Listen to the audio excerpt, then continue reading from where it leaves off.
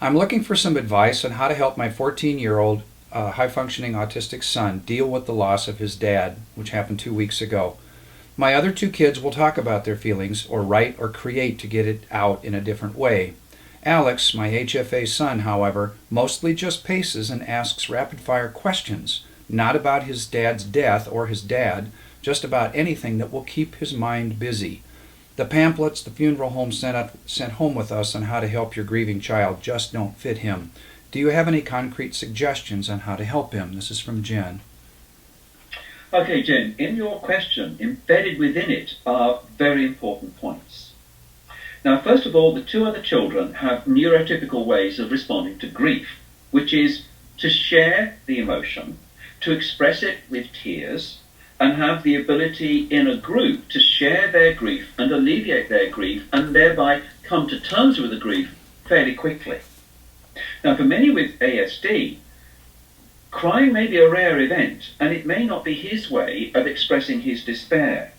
What will occur, though, is an increase in autistic-like behaviors. Now, when he asks all those questions and paces, those are his ways of alleviating negative emotions. The pacing is a sort of ritualistic action to calm him down when he's distressed.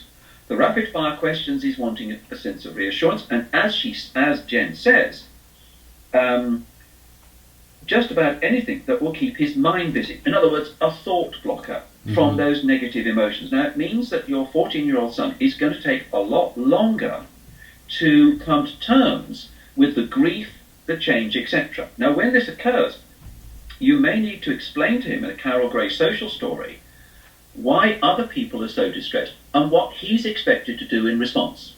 Otherwise, he's not only lost his father, but people seem so upset and they're giving off these signals that I'm not sure what they exactly mean or how I'm expected to respond. So if you can say, when you see mum crying or your two siblings crying, please give them a hug. They would really appreciate it. Or give mum a hug. And then mum to say, oh, thank you, Alex. That really made me feel much better. So that he's got a sense of, I know how to respond to their grief. But be prepared for him to take a lot longer to come to terms with his own emotions. The others come out in talking. That's not his way. Drawing is sometimes a possibility. You may find an increase in intensity of the special interest as a thought blocker, but people need to be aware that his way of coping with the grief will be to internalize it rather than share it, and he internalizes it with more ASD features that are temporary, but they may last months.